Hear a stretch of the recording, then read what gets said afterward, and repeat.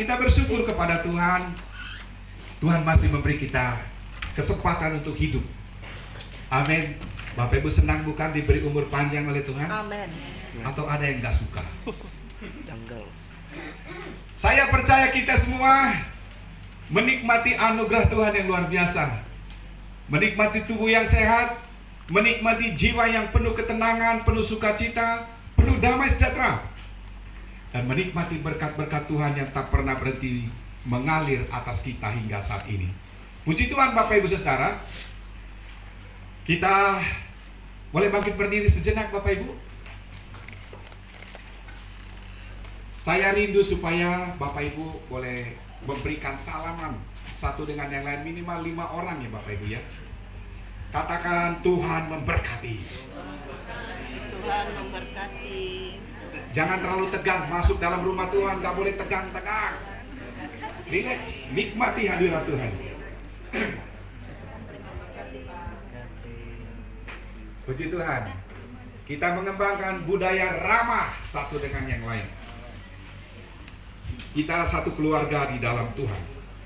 Pagi ini Bapak Ibu Saudara, saya ingin menyampaikan satu pesan Tuhan dalam Kisah Para Rasul pasal 4 ayat 23 sampai dengan 31. Ada satu situasi yang dialami oleh para murid Kristus, para rasul, yang akan kita pelajari pada pagi hari ini. Kisah Para Rasul pasal 4 ayat 23 sampai dengan ayat 31.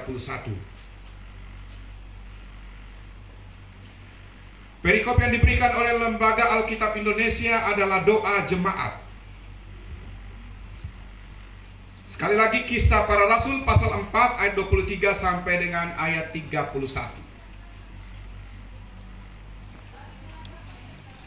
Kita akan baca bersama-sama secara bergantian Bapak Ibu.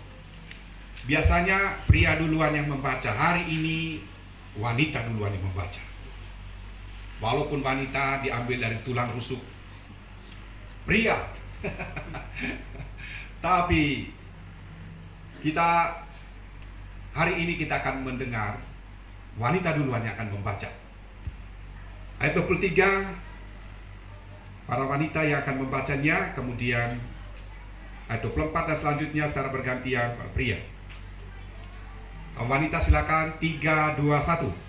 Sesudah dilepaskan, pergilah Petrus dan Yohanes kepada teman-teman mereka. Lalu mereka menceritakan segala sesuatu yang dikatakan imam-imam kepala dan tua-tua kepada mereka. Teman-teman mereka mendengar hal itu, berserulah mereka bersama-sama kepada Allah. Katanya, "Ya Tuhan, Engkaulah yang menjadikan langit dan bumi, laut dan segala isinya. Dan oleh Roh Kudus dengan perantaran hamba-Mu Daud, Bapa kami, Engkau telah berfirman, mengapa rusuh bangsa-bangsa, mengapa suku-suku bangsa mereka reka perkara yang sia-sia. Raja dunia bersiap-siap dan para pembesar berkumpul untuk melawan Tuhan dan yang diurapinya.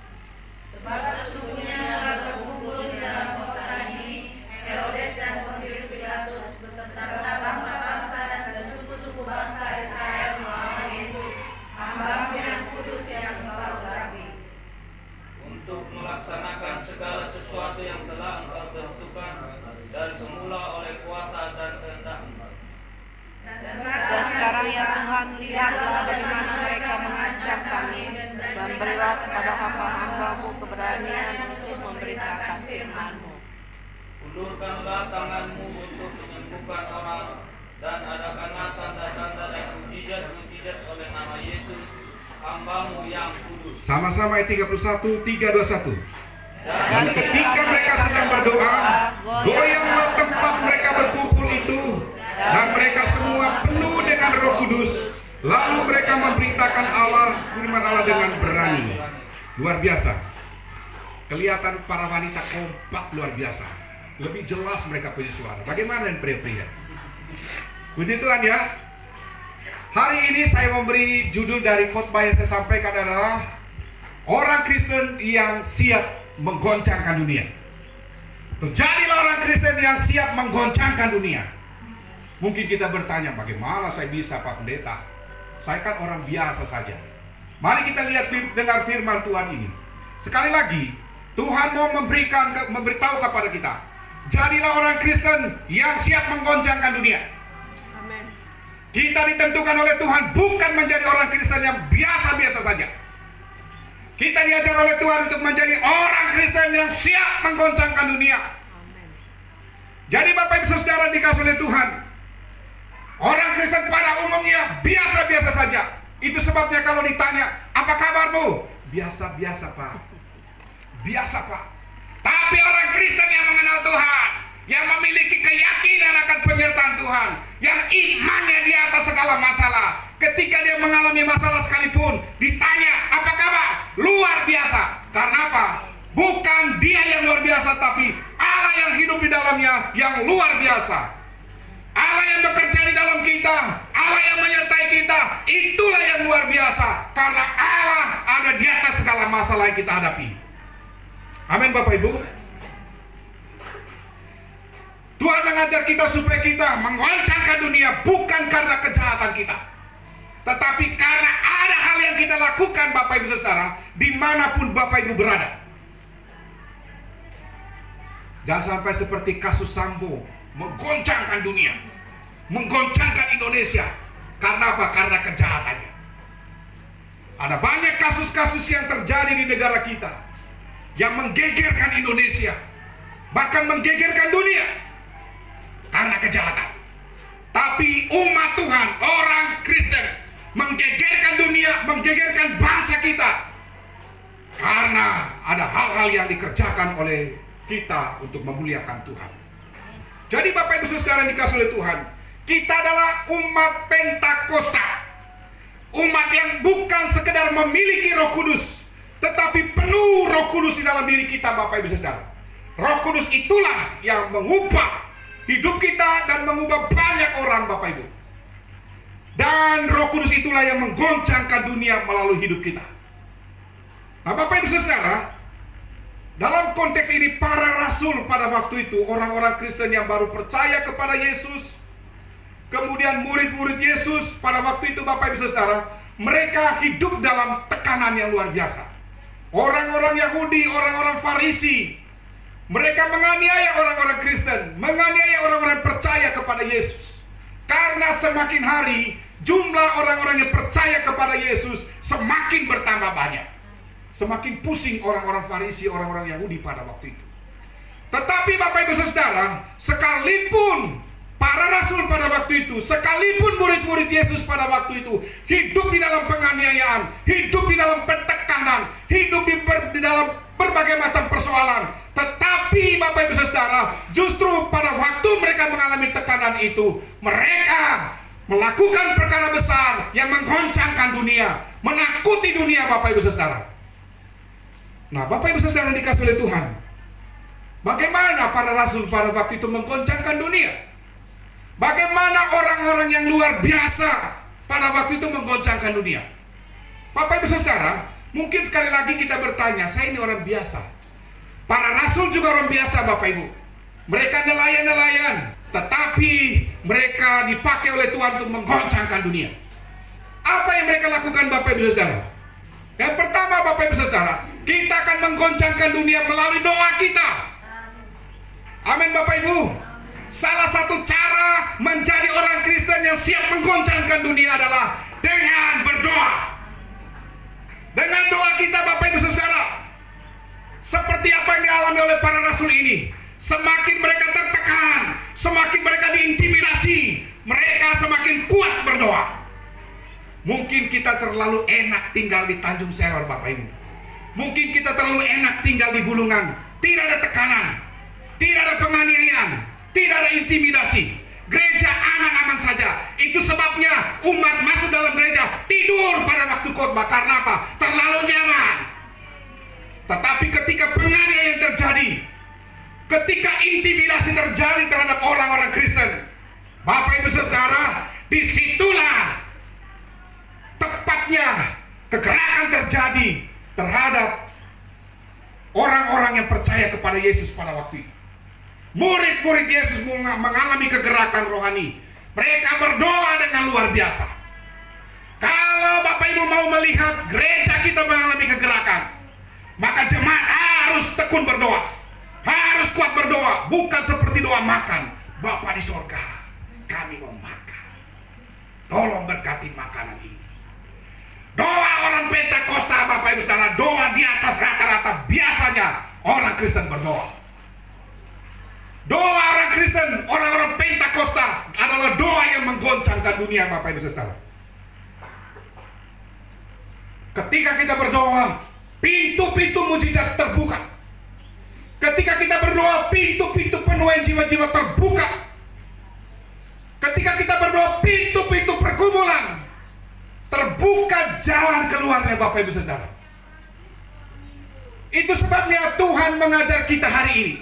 Salah satu cara untuk menggoncangkan dunia, terlibat untuk menggoncangkan dunia, adalah dengan berdoa. Jangan jadi orang Kristen yang malas berdoa. Jadilah orang Kristen yang suka berdoa, memiliki gaya hidup berdoa. Bukan hanya doa makan saja, bukan hanya doa waktu tidur saja, bukan hanya doa pas bangun tidur saja, tapi setiap waktu kita berdoa. Doa itu adalah komunikasi kita dengan Tuhan, berbicara dengan Tuhan, bukan berbicara tentang Tuhan. Kalau berbicara tentang Tuhan pada waktu khotbah, kalau kita berbicara tentang Tuhan pada waktu penginjilan, tapi berbicara dengan Tuhan kapan saja, di mana saja kita berbicara dengan Tuhan. Itulah doa orang Pentakosta. Itulah doa orang-orang yang menggoncangkan dunia, Bapak Ibu Saudara. Para pelayan Tuhan jangan datang berdoa hanya karena besoknya tugas melayani hari Minggu. Jadikan doa sebagai nafas hidupmu. Jadikanlah doa menjadi jantung yang membuat engkau hidup dan merasa tidak dapat berbuat apa-apa, tidak bisa melayani kalau tidak berdoa. Miliki perasaan itu. Saya terganggu kalau saya tidak berdoa.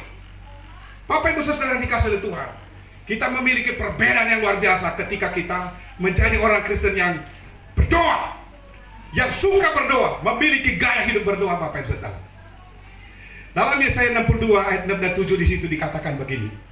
Di atas tembok-tembokmu, hai Yerusalem, telah kutempatkan pengintai-pengintai.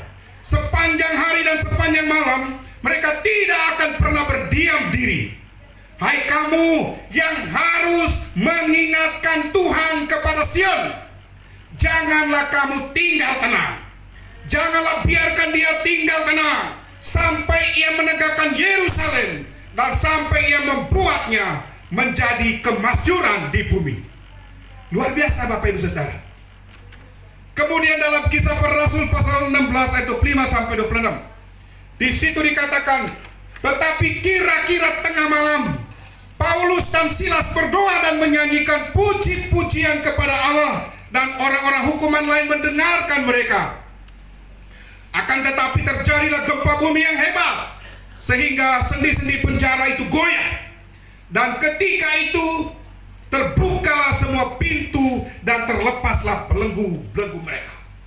Pujian menghasilkan mujizat, doa menghasilkan mujizat. Kalau Bapak Ibu mau melihat terobosan-terobosan baru di dalam keluarga, dalam usaha, dalam bisnis Bapak Ibu, berdoa, tidak ada jalan lain. Berdoa. Di samping Bapak Ibu berusaha keras, berjuang keras, bekerja keras, ada satu lagi yang membuat kerja keras, perjuangan keras, usaha keras berhasil adalah doa keras. Hasilnya sukses keras. Tanpa berdoa gagal keras. Wah, terlalu keras kayaknya. Begitulah kalau orang timur khotbah. Harus menjadi orang Kristen yang suka berdoa. Harus menjadi orang Kristen yang memiliki gaya hidup berdoa. Tidak rasa nyaman kalau tidak berdoa. Gereja ini lahir karena doa. Gereja ini diawali dengan doa. Bukan cuma doa, puasa. Itulah yang menyebabkan gereja ini lahir. Ada Allah di tengah-tengah orang yang berdoa. Setan tidak suka dengan orang-orang berdoa. Setan tidak suka di mana rumah tangga berdoa. Setan tidak suka di mana gereja berdoa. Setan suka kalau orang bertepuk tangan tapi tidak ada doanya. Wow, luar biasa. Saya dengar satu cerita. Suatu saat Bapak Ibu Saudara, rombongan setan ini lewat di jalan-jalan. Lalu Bapak Ibu Saudara, pada waktu mereka lewat di sebuah gereja, lalu setan-setan itu biasa saja. Lalu anak buah setan mengatakan, kenapa tidak masuk ke situ? Mereka itu tidak ada apa-apanya. Biarkan saja mereka kumpul dalam gereja. Tidak apa-apa mereka kumpul, tidak ada efeknya. Kita lewat saja, jalan lagi. Wah, begitu mereka sampai di sebuah gereja, di dalamnya Bapak Ibu Saudara orang berdoa. Disitulah mereka mulai angkat panas. Pokoknya mereka berhamburan untuk mengelilingi gereja itu. Tetapi Bapak Ibu Saudara, mereka semua terpental oleh karena kuasa doa orang-orang di dalam gereja. Anak buah setan itu bilang, kenapa beda dengan gereja ini? Wah, mereka itu tidak hanya tepuk tangan, tidak hanya dengar khotbah, tidak hanya duduk manis dalam gereja, tapi mereka itu berdoa. Gereja seperti ini nggak bisa kita lawan. Saya nggak ada lawan yang begini. Gereja kita harus menjadi gereja yang ditakuti oleh setan. Amin. Jadilah jemaat yang ditakuti oleh setan. Amin. Di rumah-rumah jemaat Geresia harus ditakuti oleh setan. Di mana Bapak Ibu bekerja harus ditakuti oleh setan. Biar kita dibenci oleh setan, asal jangan dibenci oleh Tuhan. Amin. Kalau dibenci oleh setan, memang saya benci juga kau setan. Saya tidak suka kau setan. Ku lawan kau setan. Saya sudah pernah makan nasi setan. Dulu ada orang buka warung di Jalan Mangga 2. Saya diajak teman situ, kita makan sini. Aku lihat dia punya menu, nasi setan. Wow. Selama ini saya ikat setan. Berarti setan-setan ku ikat, ku makan hari ini. Begitu ku makan Bapak Ibu, nggak bisa tutup mulutku. Ternyata lomboknya banyak banget sih. Makanya disebut nasi setan. Oh, saya bilang, untung saya bukan orang Manado. Habisin nasi setan. Karena saudara-saudara kita orang Manado suka dengan yang pedas-pedas. Air putih aja nggak pedas. Ya. Jadi Bapak Ibu Saudara, orang bilang, jangan cuma berbicara tentang Tuhan, tapi sering-seringlah berbicara dengan Tuhan. Itu yang berdampak dalam hidup kita. Itu yang membuat hidup kita berbeda dengan orang Kristen manapun. Di atas motor, berdoa, jangan tutup mata. Karena kalau kita tutup mata, buka mata di rumah sakit. Di mobil, berdoa. Kecuali tidur, pasti nggak berdoa. Pak Heri berdoa, mari. Kalau berdoa waktu tidur, itu artinya mimpi. Itu yang pertama Bapak Ibu Saudara. Salah satu hal yang menggoncangkan dunia adalah dengan cara berdoa. Yang kedua, kalau kita mau terlibat untuk menggoncangkan dunia, kita membebaskan kuasa Roh Kudus bekerja melalui hidup kita. Api Pentakosta, Roh Pentakosta bekerja melalui hidup kita. Ketika Roh Pentakosta bekerja melalui kita, mujizat pasti terjadi. Amin. Itulah yang dialami oleh para rasul pada waktu itu Bapak Ibu Saudara. Ketika mereka sudah berdoa, mereka berdoa keras, penganiayaan sekalipun, hidup dalam tekanan sekalipun, mereka kuat berdoa. Akibat mereka kuat berdoa Bapak Ibu Saudara, mereka penuh Roh Kudus. Roh Kudus memenuhi mereka. Mereka tidak sekedar memiliki Roh Kudus, tetapi mereka penuh dengan Roh Kudus. Ketika mereka penuh Roh Kudus Bapak Ibu Saudara, tanda-tanda dan tanda-tanda ajaib, mujizat Allah terjadi Bapak Ibu Saudara. Itu luar biasa. Jadi Bapak Ibu Saudara, kita akan menggoncangkan dunia melalui kuasa Roh Kudus. Roh Kudus yang bekerja di dalam kita dan melalui kita. Itu sebabnya para rasul Bapak Ibu Saudara, contohnya Paulus, Petrus hanya karena asal kena bayangan Petrus saja, orang-orang sakit sembuh. Orang-orang lumpuh berjalan. Setan-setan teriak kabur. hanya karena kena bayangan Petrus, Bapak Ibu. Saya coba bayangan saya. Kenapa orang tambah sakit? Kemudian Paulus dia menggunakan sapu tangannya. Sapu tangannya diletakkan atas orang sakit, Bapak Ibu. Ada orang sakit, kalau misalnya Paulus nggak sempat datang ke sana, disuruh bawa sapu tangannya. Bukan sapu tangan yang baru beli di toko, yang sudah dipakai Paulus, lap keringat. Nempel saja di badan orang sakit, sembuh. Setan-setan kabur. Kuasa Tuhan bekerja melalui sapu tangan. Nanti pulang, ada yang mau praktek? Bawa sapu tangan yang sudah kita pakai. Jangan tempel di hidungnya. Virus. Kalau Roh Kudus yang menyuruh kita untuk melakukannya, mujizat terjadi. Amin. Ya. Saya punya teman, Bapak Ibu Saudara, hamba Tuhan, dia gembala di sebuah tempat. Dia sudah meninggal. Ketika ada jemaat yang datang memanggil dia untuk doakan, ada satu jemaat yang sakit.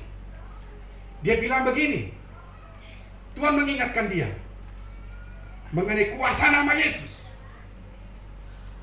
Bapak Ibu Saudara, dia bilang begini saja. Kamu kasih tahu kepada yang sakit itu, Pak Gembala nggak bisa datang. Tetapi kamu kasih tahu kepada penyakit itu, kepada orang yang sakit itu, Pak Gembala bilang, demi nama Yesus, penyakitmu sembuh. Sampai di sana, Bapak Ibu Saudara, dia kasih tahu sama orang sakit itu, Pak Gembala tidak bisa datang. Tapi Pak Gembala bilang, demi nama Yesus, penyakitmu sembuh. Sembuh, Bapak Ibu. Timbang ngomong gitu doang. Mau praktek itu pulang sebentar. Pak Gembala bilang, dia tidak bisa datang. Tapi dia pesan. Pak Gembala bilang, demi nama Yesus Kristus, penyakitmu sembuh. Sembuh, Bapak Ibu. Dia juga pernah coba pakai sapu tangannya. Kau bawalah sapu tangan Pak Gembala, taruh di kepala orang yang sakit itu. Kau bilang, dalam nama Yesus kau sembuh. Taruh sapu tangan itu. Sembuh, Bapak Ibu. Sembuh. Itu sebabnya Tuhan suruh kita pakai media apa saja. Kalau itu Tuhan yang suruh, sembuh, Bapak Ibu. Mujizat terjadi. Asal jangan dibuat-buat saja. Banyak orang berbuat-buat, Bapak Ibu, bukan bernubuat. Mujizat terjadi, Bapak Ibu. Dalam 2 Korintus pasal 3:17 di situ dikatakan begini. Sebab Tuhan adalah roh, dan di mana ada roh Allah, di situ ada kemerdekaan. Amin. Di mana roh Tuhan ada, di situ ada kemerdekaan. Di situ kelepasan, pembebasan terjadi. Di situ mujizat-mujizat terjadi, kesembuhan ilahi terjadi. Asal roh Tuhan ada di situ. Ya. Itu sebabnya Bapak Ibu Saudara, ketika kita mendoakan orang-orang sakit sembuh ketika roh Tuhan turut bekerja melalui hidup kita. Siapapun kita, jangan Bapak Ibu berpikir, saya ini orang biasa, saya ini bukan pegawai, saya ini bukan pejabat, saya ini bukan pendeta, saya bukan pengusaha dan sebagainya. Tidak, Bapak Ibu Saudara. Asal roh Tuhan menyertaimu, mujizat pasti terjadi melalui hidupmu. Ya, banyak sekali Bapak Ibu Saudara, orang-orang biasa dipakai Tuhan dengan luar biasa menyembuhkan orang-orang sakit, mengusir setan-setan, banyak mujizat-mujizat lain yang dilakukan oleh Tuhan melalui hidupnya. Asal roh Tuhan bekerja di dalam kita dan melalui hidup kita. Kemudian yang ketiga, Bapak Ibu Saudara, kita akan menggoncangkan dunia melalui penginjilan. Kalau yang pertama, kita akan menggoncangkan dunia melalui doa kita. Yang kedua, kita akan menggoncangkan dunia ketika kuasa Roh Kudus bekerja di dalam kita melalui kita. Ketika kita akan menggoncangkan dunia melalui penginjilan. Inilah yang dilakukan oleh para rasul, Bapak Ibu Saudara. Mereka ditekan oleh berbagai macam penganiayaan, intimidasi dari orang-orang Yahudi, karena mereka tidak suka dengan orang Kristen pada waktu itu. Sama seperti di Indonesia, cuma di Tanjung Selo Raja yang aman. Tapi kalau Bapak Ibu Saudara tinggal di Jakarta, tinggal di daerah-daerah yang minoritas, yang sedikit saja orang Kristennya, Saya sudah pernah ngerasain waktu saya tinggal di Jakarta. Sementara kita memuji Tuhan, pang, batu di atas rumah. Apakah kita keluar bawa tombak? Enggak, Bapak Ibu. Tetap memuji Tuhan, semangat. Semakin dilempar, semakin semangat kita memuji Tuhan. Ya, saya pernah ke gereja jalan kaki pada waktu tahun 90-an, Bapak Ibu. Susah saya dapat uang waktu itu. Saya jalan kaki pergi ke gereja di Jakarta. Ketika orang lihat saya jalan kaki, wah, ada yang teriak, woi, orang Kristen, orang kafir. Wow, luar biasa Bapak Ibu. Tapi nggak apa-apa. Semakin dibilang kamu orang kafir, semakin semangat saya bawa kitab. Bila perlu saya buka kitab di jalan. Jadi Bapak Ibu Saudara dikasih oleh Tuhan, penginjilan itu adalah jantung gereja Tuhan. Kalau gereja tidak memberitakan Injil, itu artinya gereja mati. Itu sebabnya di gereja kita terus menerus mengajak jemaat, melatih jemaat untuk terlibat dalam pemberitaan Injil. Terus bersaksi, memenangkan jiwa-jiwa bagi Tuhan. Terus bersemangat. Bukan cuma doa, bukan cuma kuasa Roh Kudus, tetapi penginjilan harus dilakukan. Penginjilan itu Bapak Saudara perintah dari Big Boss kita, Tuhan Yesus. Dia mengatakan apa? Pergilah, jadikanlah semua bangsa muridku. Dengan cara apa? Dengan cara penginjilan. Jemaat Tuhan di gereja ini saya rindu supaya kita semua belajar bagaimana memberitakan Injil secara kontekstual, memberitakan Injil kepada saudara-saudara kita di seberang, supaya mereka semakin banyak bertobat, Bapak Ibu Saudara. Amin. Mereka semakin banyak mengenal Tuhan. Jadi kita akan menggoncangkan dunia. Dengan cara apa? Dengan cara memberitakan Injil. Terus bersaksi. Ceritakan tentang Yesus. Ceritakan tentang Yesus melalui perbuatanmu. Ceritakan tentang Yesus melalui perubahan hidupmu setiap hari. Itulah cara untuk menggoncangkan dunia. Walaupun kita tidak pergi keliling bangsa-bangsa, tetapi dimanapun Bapak Ibu berada, ketika Bapak Ibu berdoa keras untuk bangsa ini, berdoa keras untuk bangsa-bangsa, berdoa keras untuk gereja-gereja Tuhan dan lain-lain sebagainya, Bapak Ibu sedang menggoncangkan dunia. Ketika kuasa Roh Kudus bekerja melalui Bapak Ibu, pada waktu itu Bapak Ibu sedang menggoncangkan dunia. Ketika Bapak Ibu terlibat di dalam penginjilan, bersaksi memenangkan jiwa-jiwa, Bapak Ibu sedang menggoncangkan dunia. Perhatikan sekarang ada Pastor Andi Simon. Wow, luar biasa dipakai Tuhan, menggoncangkan dunia. Dengan cara apa? Dengan cara menyembuhkan orang-orang sakit oleh kuasa Roh Kudus yang bekerja di dalam hidupnya. Nggak usah ikut orang-orang yang nyinyir-nyinyir sama beliau itu. Allah memiliki cara untuk memakai setiap orang untuk menyatakan kuasanya. Siapa di antara kita yang mau menjadi umat Gestia, jemaat Gestia yang suka berdoa? Boleh katakan? Yang mau dipakai oleh Tuhan oleh kuasa Roh Kudus, yang mau dipenuhi oleh Roh Kudus, yang mau memberitakan Injil dan bersaksi. Boleh katakan? 1, 2, 3, 4, 5. Kemana tangan-tangan yang lain? Siapa yang mau memberitakan Injil untuk Yesus? Siapa yang mau bersaksi untuk Yesus?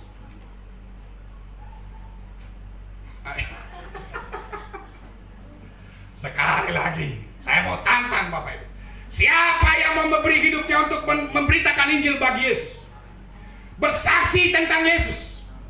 Bersaksi untuk Yesus. Menangkan jiwa-jiwa. Beri tepuk tangan itu Tuhan. Mari kita berdoa.